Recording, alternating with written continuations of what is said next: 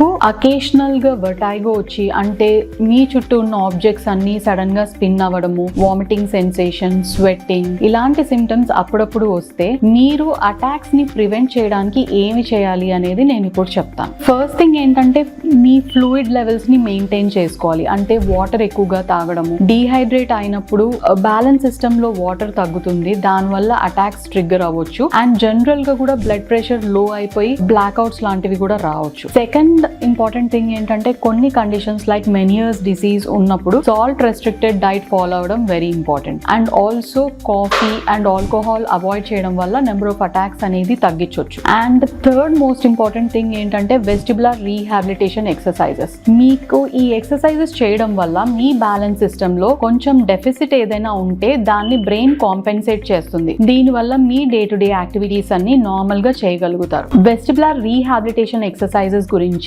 Next వీడియోలో clear గా explain చేస్తాం.